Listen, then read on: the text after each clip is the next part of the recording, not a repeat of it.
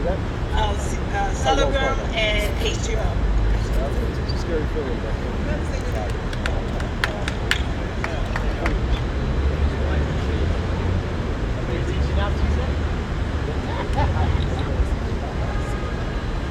Hello.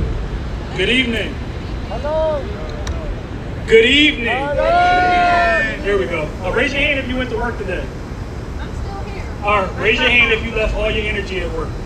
Okay. All right. Just making sure. No, you can even. Oh, you just gave us a little bit. All right. So I'm gonna need y'all to.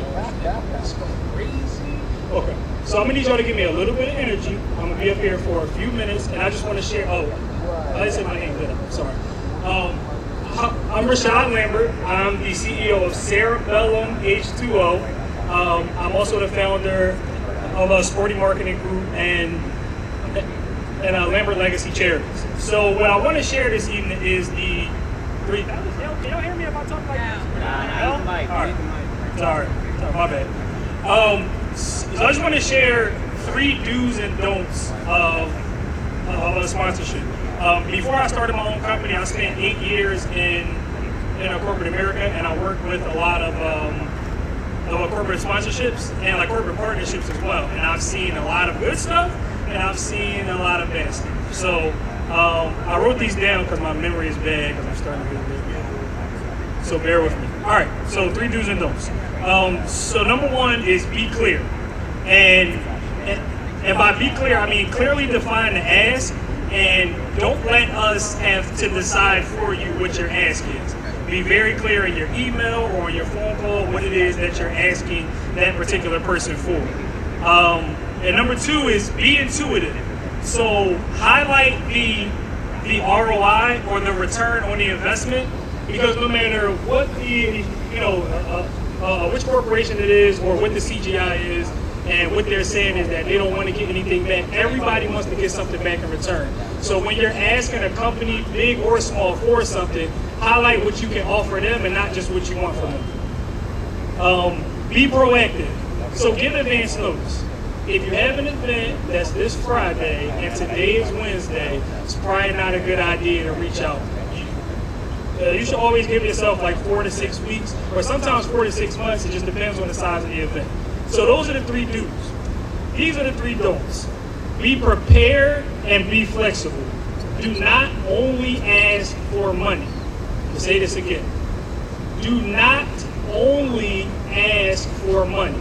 There are a lot of companies that have a lot of different things they can offer, and when you only ask for money, then they'll think that's all you want. So be prepared and be flexible, and always have like a backup, ask for product or some sort of other type of sponsorship.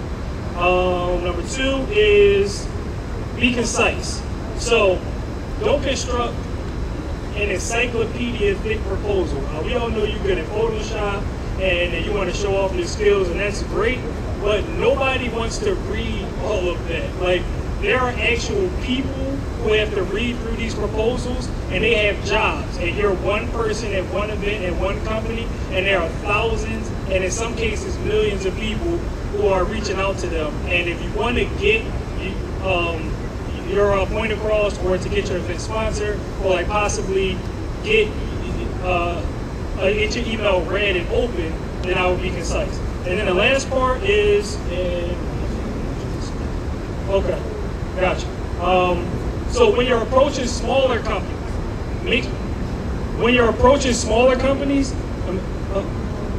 sure that you consider options other than outside of expensive product donations. So I think like Coca-Cola is here.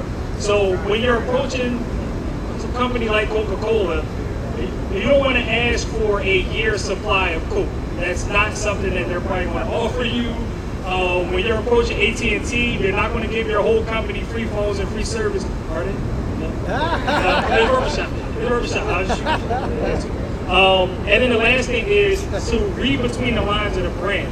So some brands that you may think that you have an idea of what it is that they do or what it is that they offer, on their website, or most companies' websites, they have a policy for sponsorship and for partnership, and you should like read through that beforehand. I can tell you a quick story. So there was a company that There's a person who I know who works at that company. I won't say the name here. I can't say it in the back. But they had on their website published in big bold letters that they were not accepting any sponsorship for the remainder of the year. Every day they were getting new emails and new requests and new phone calls, and nobody ever thought to read it.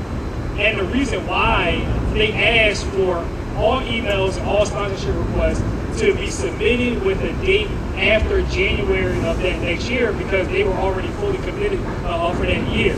So even if your event is not coming up soon, and it's not this week or not that day, if it's the next year, you still should just read that policy and be prepared to either hold your request or to submit it in the proper form. So those are my do's and don'ts. A little bit about my company. We're a small company.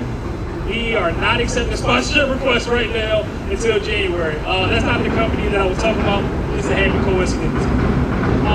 So Cerebellum H2O is an all-natural alkaline water. We are available in my cafe that's in Brewery Town. It's in High Munch, 1233 North 31st Street. Joe, yeah, this guy knows what I'm talking about. Joe likes Cerebellum, so you should like Cerebellum too. People that love themselves love Cerebellum.